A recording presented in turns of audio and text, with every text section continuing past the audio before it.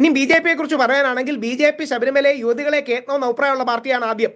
അതിനുശേഷം ഇന്നും B J പിയോട് ബന്ധപ്പെട്ട് നിൽക്കുന്ന ഹിന്ദു ഐക്യവേദിയുടെ ഹെഡായിട്ടുള്ള നമ്മുടെ ആർ വി ബാബു, ബി ജെ പിയുടെ പഴയ intellectual cell head T G Mohandas, ആർ എസ് എസിന്റെ ഏറ്റവും പ്രധാനപ്പെട്ട ചിന്തകരിൽ ഒരാളായ രംഗഹരി, ഇവരൊക്കെ ഇപ്പോഴും രംഗഹരി ചേട്ടൻ മരിക്കുന്നത് വരെ ശബരിമല യുവതികളെ കയറ്റണമെന്ന നിലപാടുള്ളവരാണ്. കാര്യം ശബരിമല യുവതികളെ കയറ്റി അത് യൂണിഫോം സിവിൽ കോഡിന്റെ കളർ എടുക്കാൻ ദാമോദർ പ്രസാദ് പറഞ്ഞതിൽ താങ്കൾ ഇത്ര വലിയ ഒരു പ്രശ്നം കാണണമെന്ന് തോന്നുന്നില്ല.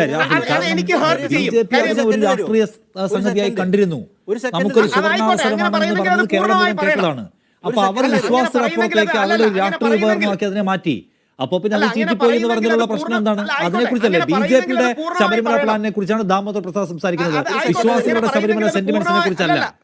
എനിക്കറിയാം അങ്ങനെ പറയുന്നെങ്കിൽ അത് പൂർണ്ണമായി പറയണം. അത് വിശുദ്ധ മക്കയാണെങ്കിലും പരിശുദ്ധ വത്തിക്കാനാണെങ്കിലും പവിത്രമായ ശബരിമലയാണെങ്കിലും അതിനോട് ബന്ധപ്പെട്ട് പറയുന്ന വാക്കുകൾക്ക് ഒരു സെൻസിറ്റിവിറ്റി ഉണ്ടാകണം. ഇനി രണ്ട്, നിങ്ങൾ കുറച്ച് മതേതരവാദികളും മുസ്ലിങ്ങളും മാത്രം വിചാരിച്ചാൽ മതി കേരളത്തിൽ ബി ജെ പി ഭരണത്തിൽ വരും. ഇതേപോലെ ഇൻസെൻസിറ്റീവായി സംസാരിച്ചുകൊണ്ടിരുന്നാൽ ഈ നാട്ടിൽ ഹിന്ദു ഭൂരിപക്ഷത്തിനും റിയാക്ട് ചെയ്യാൻ ഒരു സെൻസ് ഉണ്ടാവും. അപ്പോൾ ആ രീതിയിൽ നിങ്ങൾ മാത്രം വിചാരിച്ചാൽ, അതുകൊണ്ടാണ് അന്ന് ജനൻ ടി വി ഏഷ്യാനെറ്റിന്റെ താഴെ ടോപ്പ് എത്തിയത്. അതായത് രാഹുൽ തെറ്റായ വശത്തേക്ക് കൊണ്ടുപോകുന്നുള്ള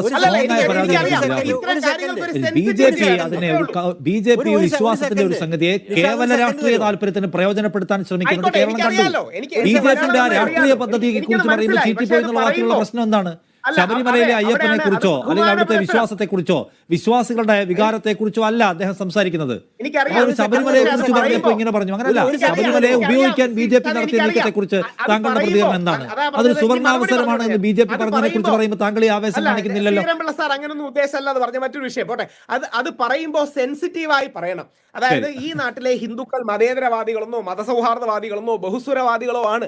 പക്ഷേ അവരെ ഏതെങ്കിലും രീതിയിൽ പ്രകോപിപ്പിക്കാൻ തീവ്ര വലതുപക്ഷ പാർട്ടികൾ നോക്കുന്നുണ്ടാവും, സംശയമൊന്നുമില്ല. പക്ഷേ എല്ലാരെയും ഒരു വിശ്വാസി എന്ന നിലയ്ക്കുള്ള താങ്കളുടെ കൺസേൺ ഞാൻ മനസ്സിലാക്കുന്നു. അടുത്ത പോയിന്റിലേക്ക് വരാം. ബിജെപി എന്ന സമര പാർട്ടിയെ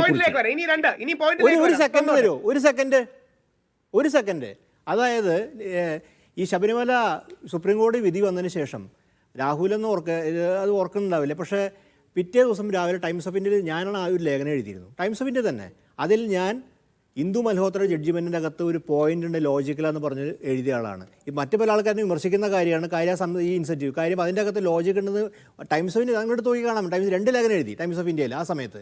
പിറ്റേ ദിവസം രാവിലെ, അതായത് വിധി വന്ന ദിവസത്തിന് പിറ്റേ ദിവസം രാവിലെ ഞാൻ എഴുതുകയും ചെയ്തു. അതുകൊണ്ട് ആ വിഷയം ബി ജെ പി നടത്തിയ രാഷ്ട്രീയ മുതലെടുപ്പ് ചീറ്റിപ്പോയി എന്നാണ് ഉദ്ദേശിച്ചത്. ഞാൻ സംശയിക്കില്ല.